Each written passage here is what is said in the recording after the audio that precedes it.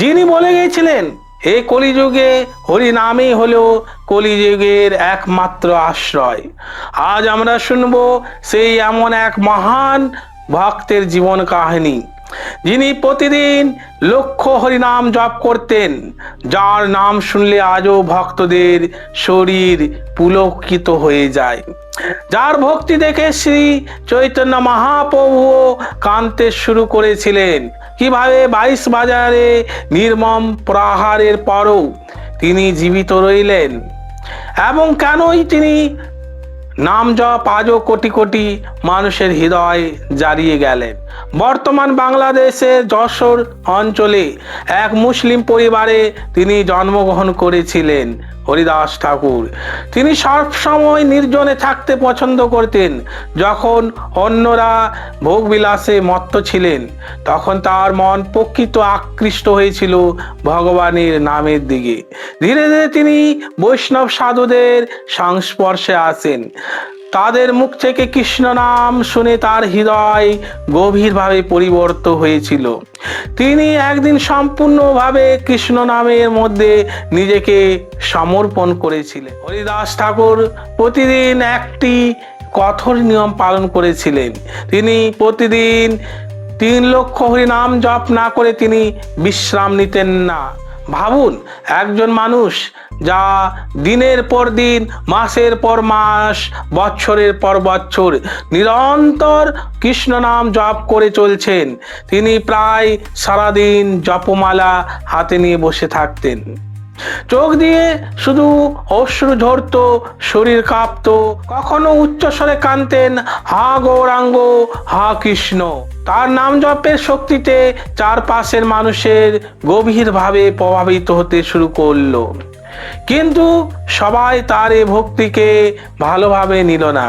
অনেক মানুষ বলতে লাগলো, একজন মুসলিম হয়েও কেন হিন্দুদের নাম জপ করছে। কিছু ধর্মান্ধ লোক তার বিরুদ্ধে মুসলিম শাসকের কাছে অভিযোগ করলো। অবশেষে তাকে গ্রেপ্তার করা হলো। শাসকরা বলল, তুমি কৃষ্ণ নাম ত্যাগ করো, না হলে তোমাকে কঠিন শাস্তি দেওয়া হবে। কিন্তু হরিদাস ঠাকুর মন শান্তভাবে রইলেন আর তিনি বললেন, আমার শরীর টুকরো টুকরো হয়ে গেল, আমি হরিনাম ত্যাগ করব না। এরপর শুরু হলো ইতিহাসের এক অন্যান্য ভয়ঙ্কর ঘটনা। হরিদাস ঠাকুরকে 22 বাজারে টেনে এনে নিয়ে নির্মমভাবে প্রহার করতে শুরু করলো।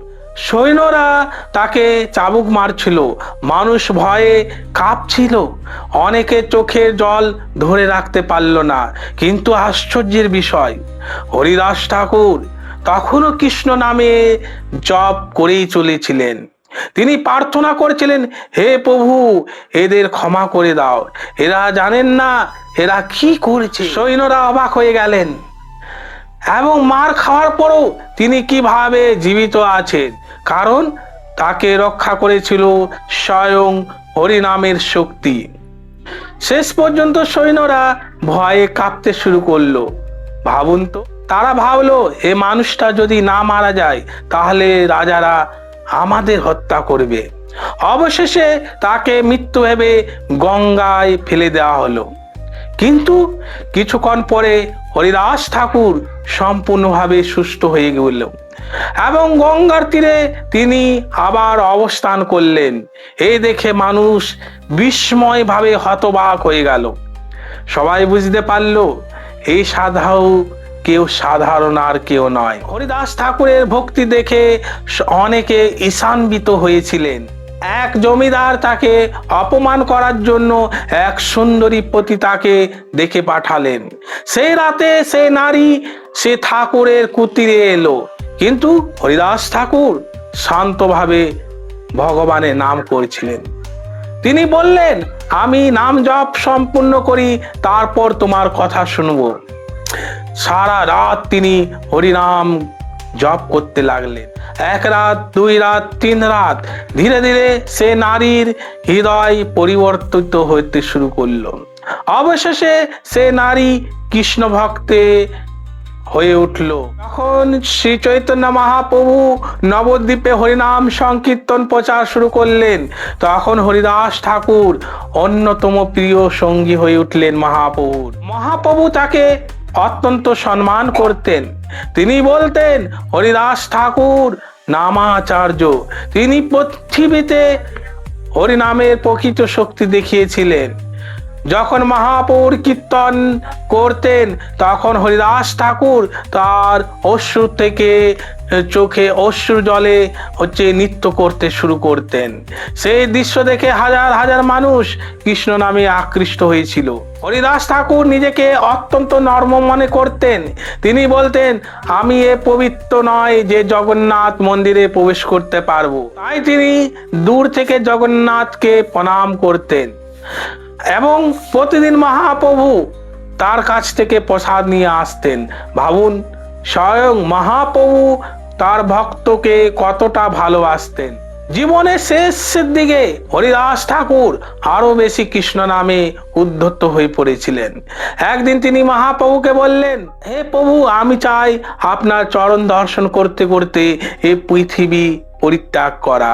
দাস ঠাকুর মহাপ্রভুর চরণ নিজের বুকের মধ্যে জড়িয়ে ধরলেন। তারপর উচ্চস্বরে বলতে লাগলেন, শ্রীকৃষ্ণ চৈতন্য, হে কৃষ্ণ, হে কৃষ্ণ, হে চৈতন্য। এভাবেই তিনি কৃষ্ণ নাম করতে করতে এই পৃথিবী ত্যাগ করলেন। সেই সময় মহাপ্রভু অঝরে কেঁদেছিলেন। হরিদাস ঠাকুরের জীবন আমাদের শেখায়, সত্যিকারের ভক্তির জন্য জন্ম, জাতি বা পরিচয় কোনো বাধা নয়। যে আন্তরিকভাবে হরিনাম গ্রহণ করে, ভগবান তার জীবনকে পরিবর্তন করে দেন। আজ আমরা সত্যিকারের হৃদয় দিয়ে কৃষ্ণ নাম করি, তাহলে আমাদেরও জীবন আলোকিত হয়ে উঠবে।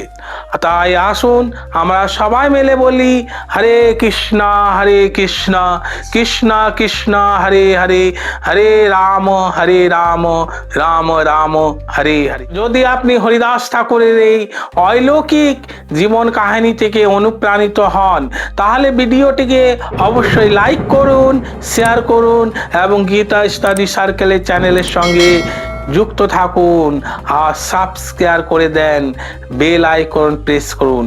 এখানে প্রতিদিন গৌড়ীয় বৈষ্ণব আচার্যদের জীবন, শ্রীমদ্ ভাগবত গীতা এবং কৃষ্ণ ভক্তির গভীর হৃদয় রহস্য নিয়ে এমন ডেভিনেশনাল ভিডিও আপলোড করা হয়। হরে কৃষ্ণ।